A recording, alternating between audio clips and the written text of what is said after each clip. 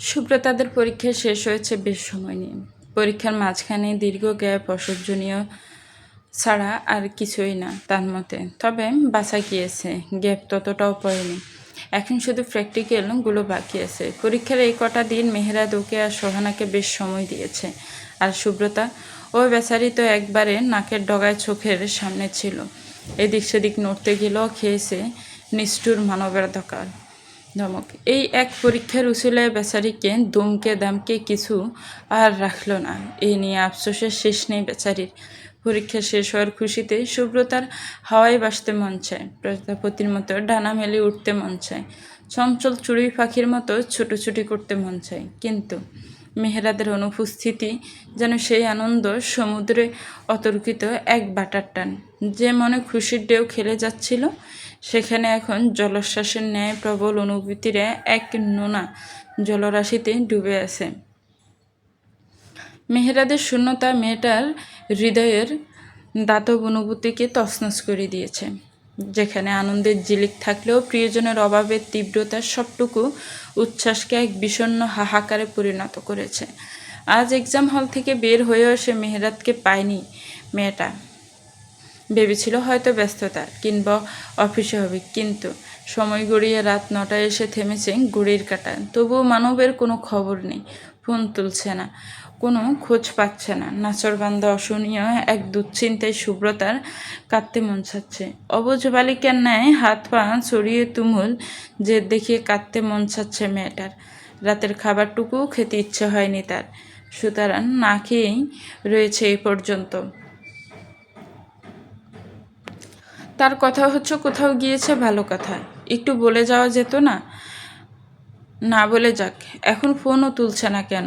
তার কি দুশ্চিন্তা হয় না? সে কি ভালোবাসে না লোকটাকে? প্রশ্নগুলো মনস্ফটে বেশে ভেতরটায় তৎক্ষণাৎ আবার অভিমানী কিশোরীর ন্যায় দুচোখে ছলছল করে ওঠে মেয়েটার। আজ সন্ধ্যায় তালুকদার বাড়ির বড় পুত্রবধূর সবটুকু সম্মান তার গায়ে লেপটে দিয়েছে তার বড় মা। নতুন এক নোজপিন, হাতের ছুরি, গলার অলংকার সব দিয়ে মুড়িয়ে দিয়েছেন তাকে। তার নিজের কাছেই নিজেকে নতুন বধূ লেগেছিল ওই মুহূর্তে। সেই মানুষটার তাকে দেখে ঠিক কী অনুভূতি হবে তা ভেবেও লাজরাঙা অনুভূতির ঢেউ লাল নীল হয়েছিল বেশ। কিন্তু সময়ের বিয়োগে সব উজ্জ্বল অনুভূতিরা ফিকে হয়ে বিবর্ণ রূপ ধারণ করেছে। প্রতীক্ষিত মানবের শূন্যতা অনিচ্ছের দুশ্চিন্তায় রমণীয় অবুঝ অভিমানে ঠোঁট ফুলিয়ে কাঁদে। স্বর্ণালঙ্কার ভর্তি রিঞ্জিন হাত দিয়ে দুহাত বুকে চেপে মাথায় এলিয়ে রাখে তার অগ্রাভাগে। দু চোখের কোল ঘেঁষা অশ্রুর বাড়ি দাঁড়ায়, ঘুমে তলিয়ে যেতে থাকে ফুলো ফুলো অভিমান পুষে রাখা অবুঝ মানবে। প্রবল তন্দ্রা গড়ে মাথাটা কখন বিছানে হেডবোর্ডে হেলে পড়েছে সম্পূর্ণ বেখর রমণী। তাতে ভাই এতটা রিস্ক নিয়ে এসব করার কি কোনো প্রয়োজন ছিল? পুলিশের কাস্টাডিটিতে তো ছিল। গভীর রাতের নিস্তব্ধতা সুরাং গাড়ি ড্রাইভ করতে করতে জিজ্ঞেস করলো আদনান। কথার পাশে মৃদু আশঙ্কা। মেহেরাজ সম্পূর্ণ নির্লিপ্ত। পুরুষ্ট ঠোঁট ফুঁড়ে বেরিয়ে আসা বিষাক্ত ধোঁয়াগুলো নিঃশব্দে মিলিয়ে যাচ্ছে মধ্য রজনীর শীতল বায়ুমণ্ডলের বুকে। গাড়ির জানালায় ঠেকিয়ে রাখা বলবান হাতে শুকিয়ে যাওয়া তাজা রক্তের শুরু রেখা। রাতের অন্ধকার চাকায় ফিসে চট্টগ্রাম ছেড়ে ঢাকার দিকে ছুটছে মেহেরাদের বাহন। ছকছকে নতুন কালো গাড়িটির রাস্তা জুড়ে সদর্পে ছাপিয়ে চারদিকে নিজম নীরবতাকে ফাল তোলা নৌকার মতো সন্ধি করে ছুটছে গন্তব্যে। Everything is fair is for মা লাভ। সামান্য এক পাশার গলায় ফাঁস পড়ানো কি আর রিস্কি হতে পারে?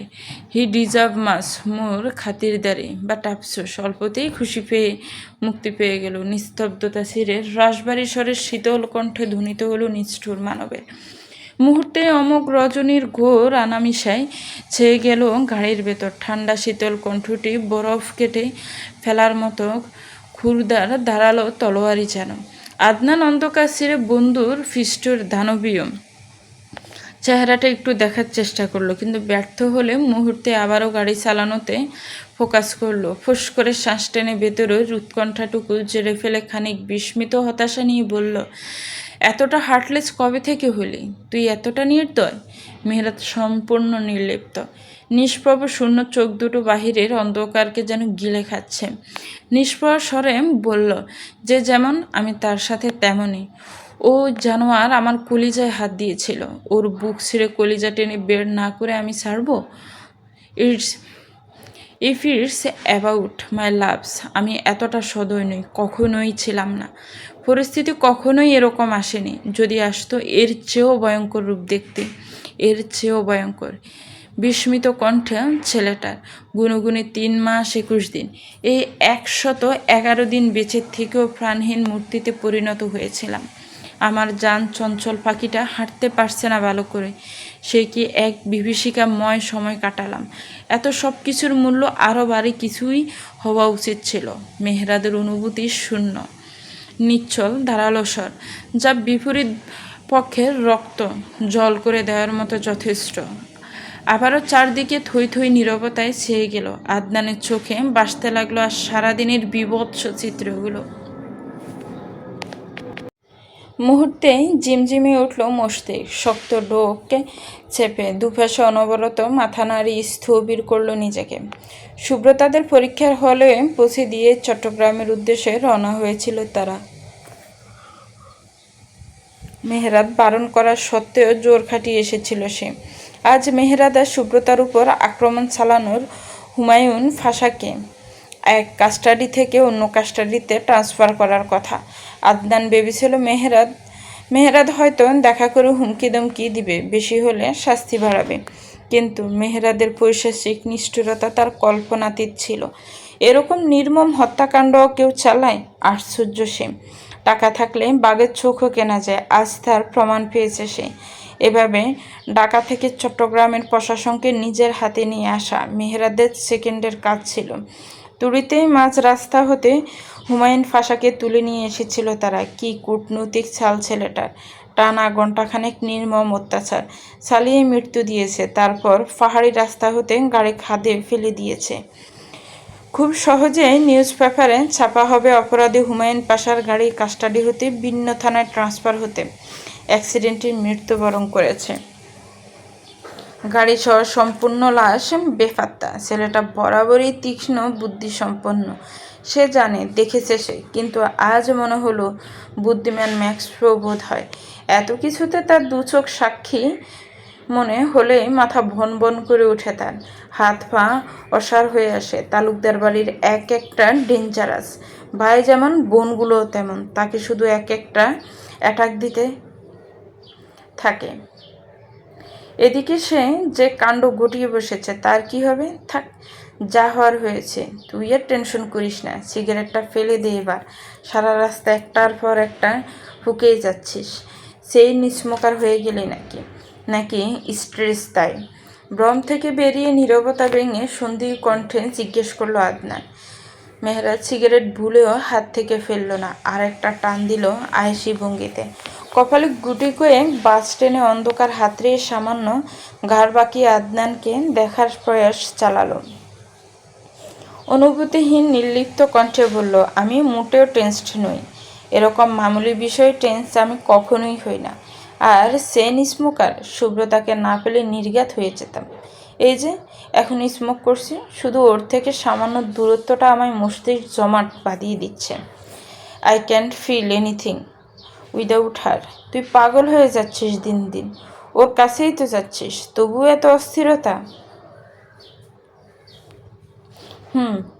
Right, I am crazy about her, just like a man who loves her, who lives for her. দ্বিধাহীন কণ্ঠে ঘোষিত হলো মানবের। সুব্রতা নামক রমণীর জন্য তার ভালোবাসাটা দিনের আলোর মতোই স্বচ্ছ স্পষ্ট। পুরুষালী উষ্টের বাঘ ফুটে বেরিয়ে আসা ধোঁয়াগুলো কুণ্ডুলি পাখি আদারের রজনীতে নিমজ্জিত হচ্ছে। সেই সাথে কত কত নির্মম নিষ্ঠুরতার সমাধি গেড়ে যাচ্ছে এই চট্টগ্রামের মাটিতে। মেহেরাদের গাড়ি তালুকদার বাড়িতে ঢুকেছে ভোর 4টা নাগাদ। আদনান পথিমধ্যেই নেমে গিয়েছে। গাড়ির শব্দে আবারও সুব্রতা তন্দ্রাবাদ ছুটেছে কিছুটা, শব্দ কিছুটা স্পষ্টতর হতে শরীর জাকি দিয়ে দরপুরি উঠল মেয়েটা। আজ বিষাদের রাতটুকু অনেকটা দীর্ঘতমই মনে হয়েছে তার। অনিশ্চিত আশঙ্কায় তন্দ্রা ছুটে বারবার দরপরিয়ে উঠেছে বুক। এই বুঝি কল আসলো, কোনো সংবাদ আসলো, লোকটা কোথায়? কিন্তু না, তেমন কিছুই হয়নি। বারংবার মোবাইল চেক করেও আশানুরূপ কোনো সংকেত না পেয়ে শেষমেশ সব রাগ উগলে দিয়েছিল যান্ত্রিক যন্ত্রটার উপর। অদূরে ছুঁড়ে ফেলেছে কাউছে। আবারও অপেক্ষারত অবস্থাতেই ভয়, শঙ্কা, অভিমান নিয়ে তন্দ্রাগুড়ে ডুবে গিয়েছিল রমণী। মেহেরাত বাড়িতে এসেছে কথাটা মস্তিষ্ক জানান দিতেই পূর্বের সকল রাগ, অভিমান, ক্লেশাতু অনুভূতি একযোগে জেঁকে ধরল রমণীর অবুঝ মনকে।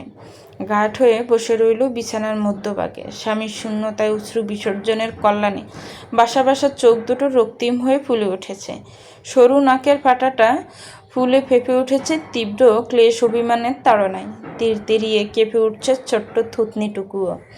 দরজা খোলার ক্যাচ করে শব্দ হতে তৎক্ষণাৎ অভিমানী দৃষ্টিযুগল ছুড়ে দিল দরজার পানে। মুহূর্তেই দু চোখের সামনে উদ্ভাসিত হলো নিষ্ঠুর মানবের এক ক্লান্ত অগোছালো অবয়ব। সুব্রতাকে এভাবে জাগ্রত পেয়ে একটু অবাক হয়নি মেহেরাত, বরং এতটুকু আশা করেই নিচ থেকে শুকিয়ে যাওয়া লহুর ছিটেফোঁটা অংশ ধুয়ে মুছে এসেছে। এখানেও সম্পূর্ণ নির্লিপ্তই তার অভিব্যক্তি ধরে রাখল প্রেয়সীর অভিমানী দৃষ্টিতে। নিষ্প্রভ দৃষ্টি ডোবালো। ভারী কদমে প্রেয়সীর দিকে এগিয়ে যেতে যেতে বলিষ্ঠ হাতের অস্তিত্ব উন্মুক্ত করে শার্টের বোতামে হাত চালাচ্ছে সে। দৃষ্টি স্থির তখনও, রক্তিম দুনয়নে। সেখানে পলকেই অভিমানী বর্ষণ নেমে আসতে পারে। দূরত্বের পথ কমিয়ে অর্ধ উন্মত্ত মানবের বাড়ানো এক একটা গতি শীতল নর কদমের সাথে অষ্টাদশীর মন কুঠুরির পুঞ্জীভূত কষ্টগুলো পাল্লা দিয়ে উতলে উঠছে কুলহীন জলরাশির ন্যায়। অভিমানের তাড়নায় ছোট্ট কিশোরীর ন্যায় ঠোঁট ভেঙে আসছে রমণীর। বাসা দু চোখের কুল ঘেঁষে অভিমানী মুক্তার দানাজরে পড়তে তৎক্ষণাৎ ব্যগ্র কদমে সমগ্র দূরত্বের ইস্তফা ঘটালো মেহেরাত। প্রতিশোধী রক্তের ছোঁয়া লেগে থাকা শার্টটা সম্পূর্ণ তাচ্ছিল্য ভঙ্গিতে অদূরে ছড়ে মারল কোথাও। বিছানার মধ্যভাগে হাঁটু গেড়ে অভিমানীর ছোট্ট মুখশ্রীটা দু হাতে আজলায় তুলে নিতে ধ্বনিতে হলো মানবের অস্ফুট স্বরের স্বীকারোক্তি। আই এম সরি, খুব করি সরি। আর কোথাও একা রেখে যাব না। কান্না করে না লক্ষ্মীটি। অভিমানী কিশোরীর মন কিছুতেই গড়ল না। সে বল খাটিয়ে ছাড়িয়ে নিতে চায় আজল হতে নিজেকে। পূর্বের সূক্ষ্ম রাগের আঁচটুকু মেহেরাদের নরম স্বীকারোক্তিতে মাথা ছাড়া দিয়ে উঠল মুহূর্তে। জেদ দেখিয়ে বলিষ্ঠ দুহাত সরিয়ে দিতে দিতে কণ্ঠে তেজ ঢেলে বলল, যেখানে খুশি যাক, আমার কি, আমি কে? হুস, তুই তো আমার সব। সব মিথ্য কথা। একটাবার কি বলে যাওয়া যেত না? কি এমন কাজ বলা যাবে না? সারাটা দিন কোথায় ছিল? আমার দুশ্চিন্তা হয় না? আমাকে কি মানুষ মনে হয় না? নাছরবান্ধা মেয়েটার জেদ দেখিয়ে নিজেকে ছাড়াতে ব্যস্ত। দু চোখের কোল ঘেঁষে আলগোছে নেমে এসেছে মুষলধারা বৃষ্টি। অভিমানী কিশোরীর মুখ পিটে নিষ্কৃত এক একটা বাক্যে অধিকারবোধের চরম বিস্ফোরণ করছে। নিঃশব্দে ঠোঁট বেঁকে আসে মেহেরাদের। রমণীর মিষ্টি রাগের ভালোবাসাটুকুতে ঠোঁটের আগায় এক চিলতের নরম হাসি খেলে যায় মুহূর্তে। চট্টগ্রামের নির্মম পৈশাসিক রূপের কাছে বড্ড অপরিচিত। যেন দুটো ভিন্ন গ্রহের মানুষ, সম্পূর্ণ দুটি আলাদা সত্তা। অবাধ্য কিশোরীর ন্যায় ছটপটিয়ে ওঠা তেজস্বী রমণীর কপাল বরাবর পুরুষ্ট দু ঠোঁটে চেপে ধরল মেহেরাত। অতর্কিত শীতল ছোঁয়ায় মুহূর্তে স্তম্ভিত হয়ে গেল ছটপটানো রমণী। বিছানায় জুড়ে বহমান তাণ্ডবে লীলা মুহূর্তে শান্ত হয়ে গিয়েছে। নিজম নীরবতা নেমে এসেছে রুম জুড়ে। ফুস করে ভারী নিঃশ্বাস ছেড়ে নরম কণ্ঠে বিড়বিড়ালো মেহেরাত, চট্টগ্রাম গিয়েছিলাম বলে গেলি দুশ্চিন্তা করতে। চড়াক করে মস্তিষ্কটা জাকিয়ে উঠল সুব্রতার। মুহূর্তে মাত্রা ছাড়ালো আশঙ্কা। চট্টগ্রাম মানেই এক বীভৎস স্মৃতি তার জন্য।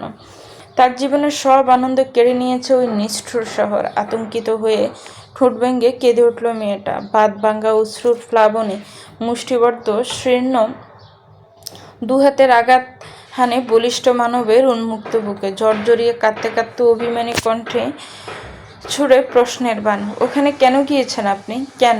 কেন? আমার সব শেষ করে দিয়েছে ওই জঘন্য জায়গাটা। আপনি কেন গেলেন আবার? কী কাজ সেখানে? সারাদিন কি করেছেন ওখানে? আমায় না বলে কেন গেলেন? যদি আবার কিছু হয়ে যেত? আল্লাহ, কেন গেলেন আপনি? কেন? মেয়েটার ফাগলামো মাত্রা ছাড়াচ্ছে। লতানো হাতে ছুরির রিনজিনের শব্দটুকু মস্তিষ্কে ভ্রম ধরিয়ে দেওয়ার উপক্রম মেহেরাদের। ওই ছোট ছোট লাজুক আঘাতে তার কোনো কিছু না হলেও মেয়েটার হাঁপিয়ে উঠছে বারংবার। হাঁপড়ের ন্যায় ওঠানামা করছে তার নারী সত্তা।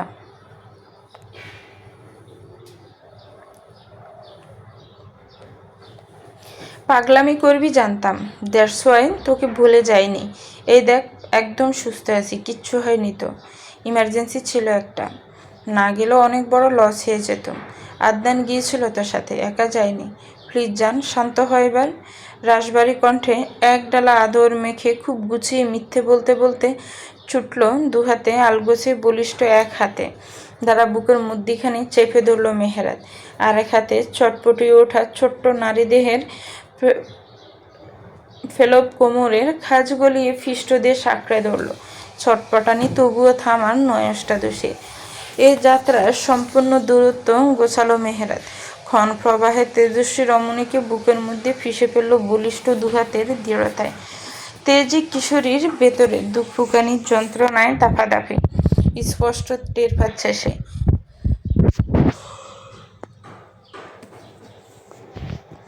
মন্থর গতিতে ছটপটানির মাত্রা কমে আসলো কিছুটা। সুব্রতার কাঙ্ক্ষিত পুরুষের সান্নিধ্য নিস্তেজ হয়ে বলিষ্ঠ বুকের মুখ ডুবিয়ে রাখল।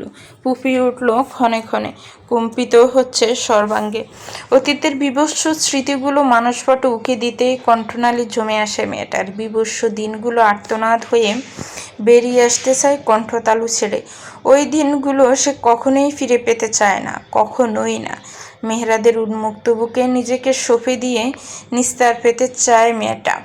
অবিলম্বে দীর হাতে আঁকড়ে ধরে বলিষ্ঠ ফিষ্টদেশ ভেতরে তোলফাড় করা অনুভূতিগুলো কণ্ঠনালীতে জমে হতেই অশ্রুসিক্ত কণ্ঠে জ্বর জ্বর করে বলতে আরম্ভ করে, আজকে আমি কতটা এক্সাইটেড ছিলাম পরীক্ষা শেষ সেই খুশিতে। আর আপনি আপনি কি করলেন? একদম উদাও হয়ে গেলেন, তাও সেই চট্টগ্রাম গিয়ে।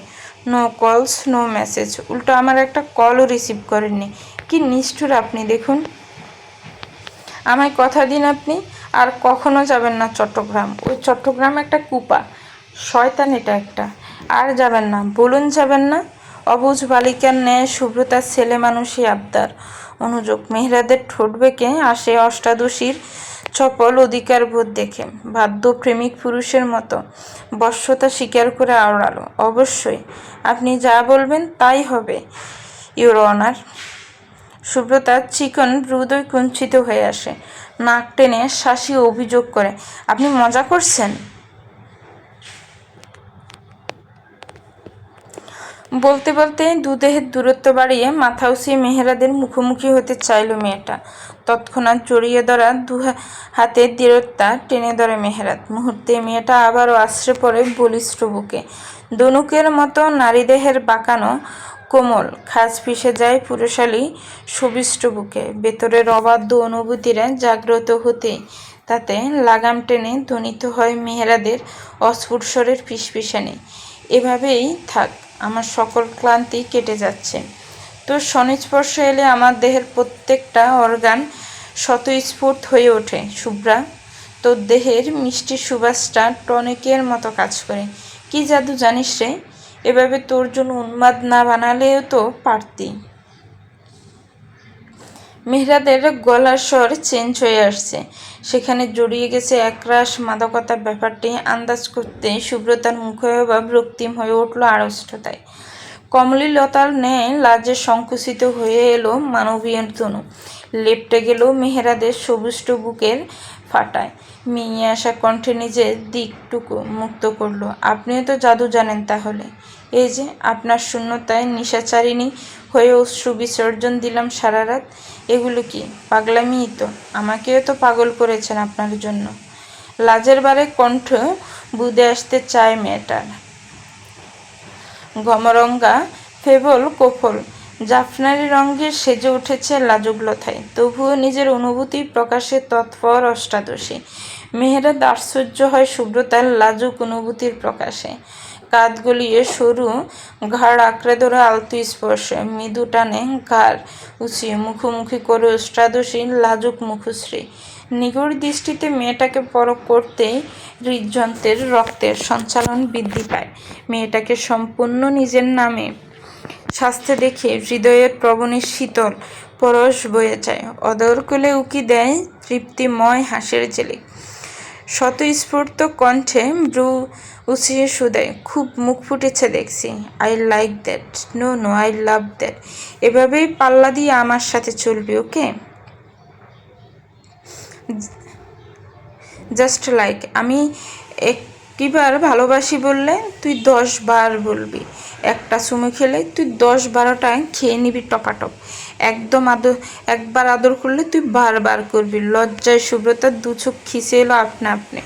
বেতারে অবাধ্য যন্ত্রটা দাফাদাফি করছে নিদারুণ ভঙ্গিতে, যেন ফেটে বেরিয়ে আসবে যে কোনো মুহূর্তে। কণ্ঠনালীতে ধলা ফাঁকিয়েছে লাজুক আড়ষ্টতা। লাজুক অষ্টাদশের ফ্লেভার গোমরাঙ্গা ত্বকে আবারও নিগূঢ় দৃষ্টিপাত করে মেহেরাদ। সদ্য অঙ্কুরিত ফুলের কলির ন্যায় কমনীয় রূপে সংকুচিত হয়ে আছে মেয়েটার কোমল অস্তিত্ব। ছোট্ট মুখশ্রী জুড়ে শিখরে পড়ছে রক্তঝরা মায়া। ছোট্ট নোজফিনটা যেন কয়েক গুণ মুগ্ধতা বাড়িয়ে দিয়েছে আজ। তৃষ্ণার্ত ছাতকের নয় সবটুকু মায়া গ্রাস করে নেয় মেহেরাদ। মহাবিষ্ট চোখ দুটো যেন নিখুঁত শিল্পের আঁকা কোনো প্রতিমাকে খুঁটিয়ে খুঁটিয়ে দেখছে। দু ঠোঁটে পুরে বেরিয়ে আসে, তোকে সম্পূর্ণ আমার লাগছে জান। ঘোর লাগানো হাসকি স্বর মেহেরাদের। সুব্রতার নিঃশ্বাস আটকে আসে ব্যাকুলতাতে। অসহ্য অনুভূতির জোয়ারে দম পুড়িয়ে আসতে চায় মেয়েটা। লাজুক লজ্জার আবরণে নুয়ে আসা দেখে অদর্শনে দাঁত পিষে নেয় মেহেরাদের নির্লজ্জ কায়দায়। রমণীর সবটুকু লাজ লুফে নেওয়ায় ব্যাকুলতায় মুহূর্তেই ছত্রের তীব্র দাবদাহে ফেটে যাওয়া শশীর মাঠের মতো কণ্ঠতালু শুকিয়ে কাঠ হয়ে আসে তার। শুষ্ক দুঠোঁটে তৃষ্ণা মিটাতে এগিয়ে যায় একজোড়া কোমল গোলাপের পাপড়ির ন্যায় অদরের পানে। বেশ কিছুক্ষণ নীরবতা অনুভব করে খিচে যাওয়া চোখ দুটো মেলে ধরতে মেহেরাদের তৃষ্ণার্ত দু চোখের সাথে চোখাচোখি হলো সুব্রতার। হৃৎপিণ্ডের রক্ত চলকে উঠল প্রণয় পুরুষের সুপরিচিত ব্যাকুলতার আবাসে। উষ্টপুরে টু শব্দটিও ধ্বনিত হওয়ার ফুসরত দিল না মেহেরাদ। আগ্রাসী ধমকে মিলল ঘটনা গোটালো দুজোড়া উষ্ঠের। মুহূর্তে ফাঁকা অদরে তপ্ত পুরুষালী উষ্ঠের নিগূঢ় স্পর্শ অনুভব করল সুব্রতা। তীব্র অনুভূতির জোয়ারে দুচোখ বুজে আসতে চায় মেয়েটা। লোকটার উন্মাদনায় তাল মেলাতে পারে না রমণী। হিমশিম খায়। খামছা ধরে স্বামীর বলিষ্ঠ কাজ। পুরো চামড়া বেদ করে তীক্ষ্ণ নখের আঁচড় কেটে যায় গৌরবর্ণ ত্বকে। তবুও দুঠোঁটের গতির স্থিরতা মেলে না মানবের, বরঞ্চ হাতের তালুতে মাথা ঠেকিয়ে সুব্রতাকে নিয়ে নরম বিছানায় ছুঁয়ে ফেলে দুটো সত্তাকে। পুরুষালী দুঠোঁটের তপ্ত নিগূঢ় ছোঁয়া ক্ষণে ক্ষণে আরও বন্য হয়ে উঠছে। শ্বাস ফেলার ফুসরটুকু নেই মেয়েটার। কাদের কাছে নখের তীক্ষ্ণতা বাড়তি উষ্ঠ ছেড়ে রমণীর লালিঙ্গ মাখা কমনীয় গ্রীবায় মুখ ডোবায় মেহেরাদ। তপ্ত অশান্ত চঞ্চল নিঃশ্বাসের ফুয়ারে জলসে যাচ্ছে সুব্রতার কাঁধ গলার ফ্লেভার ত্বকটুকু। ব্যাকুল স্পর্শ শিহরণী শীতল পরশ বুলিয়ে যাচ্ছে প্রতিটি লোমকূপে। শিরশির করছে পায়ের তালু। অস্থিরতার শীর্ষে মেহেরাদের সর্বগ্রাসী অস্তিত্বটি। মেয়েটাকে দম পালানোর স্পর্শটুকু দিতে নারাজ সে। অদম্য ব্যাকুলতায় ছুঁয়ে দেয় প্রাণপ্রেয়সীর সর্বাঙ্গকে। বিনাশী দুহাতের আজলায় রমণীর সবটুকু অনিন্দ সুন্দর অবয়ব বিচরণ নিবারণে করতে করতে অধৈর্য গলায় ধ্বনিত হয় পুরুষালী কণ্ঠের হাসকি স্বর, love me back dear, just like your confession, love me back. অধৈর্য তপ্ত শ্বাস প্রশ্বাসের প্লাবনে মিয়ে গেল কণ্ঠটা। নৈশব্দিক নীরবতায় কেবল ধ্বনিত হয় দুজোড়া তপ্ত শ্বাস প্রশ্বাসের নিষিদ্ধ অনুভূতির টান, যা সম্পূর্ণ হালাল দুজব মানবের নিয়ন্ত্রণহীন বেসামাল স্পর্শ অশান্ত করে তুলেছে লাজুক অষ্টাদশী অন্তর। অশান্তের ন্যায় গ্রাস করছে মেয়েটার সবটুকু লালিত্য। গমরাঙ্গা ত্বকে আবারও নিজের আদুরে ছোঁয়ার আধিপত্যে এঁকে দিচ্ছে নিজস্ব মোহর। মেহেরাত নামের এক কমক চিহ্ন। সুব্রতা যেন দুনিয়াতে থেকেও নেই। স্বামীর দেওয়া মিষ্টি যন্ত্রণা মিশ্রিত সবটুকু আদৌ গ্রহণ করতে বেশ বেগ পোহাতে হচ্ছে রমণীকে। এতদিনের হুটহাট ছোঁয়া যে আজ দ্বিতীয়বারের মতো সেই চট্টগ্রামের অতর্কিত ফুটত নাই রূপ নিবা কুসমিন কালেও ভাবিনি সে। বেশ হিমশিম খাচ্ছে বুনো মানবকে সামলাতে। স্পর্শের তীক্ষ্ণতায় মিষ্টির যন্ত্রণাটুকু লাঘবের প্রয়াসে মাঝে মধ্যে দুঠোঁট ফুলিয়ে শ্বাস ফেলছে। দুটি দেহের সংঘর্ষে তলপেটের অস্থির প্রজাপতিরা দাপিয়ে বেড়াচ্ছে হন্যে হয়ে। তীব্র রক্তস্রোতের প্রবাহে অস্তিত্বের উষ্ণতা পারদ ছাড়াচ্ছে। ব্যাকুলতায় উন্মত্ত মেহেরাদের গ্রাসকারী ছোঁয়ায়। একান্ত মুহূর্তে সুব্রতা হুট করে ঘুংড়িয়ে উঠল ব্যথাতুর শব্দ তুলে। তৎক্ষণাৎ বন্যতায় স্থিরতা টানল মেহেরাত। অস্থির ধৈর্যহীন তার কণ্ঠস্বর। What happen love? প্রবলেম হচ্ছে? সুব্রতার দু চোখ খিসে আসছে হতচ্ছাড়া পায়ের ব্যথাটায়। কপালে ফোঁটা ফোঁটা ঘামের সাথে অসহ্য ব্যথায় কুণ্ঠিত হয়েছে কপালের রেখা। উন্মাদনায় বোধহয় এটার কথা ভুলেই বসেছে মেহেরাত। পাটা অস্ফুটস্বরে বলে উঠল মেয়েটা। তৎক্ষণাৎ হুঁশে ফিরল যেন মেহেরাতের। তবু এই মুহূর্তে কিছুতেই নিজেকে দমানো তার জন্য অসম্ভব প্রায়।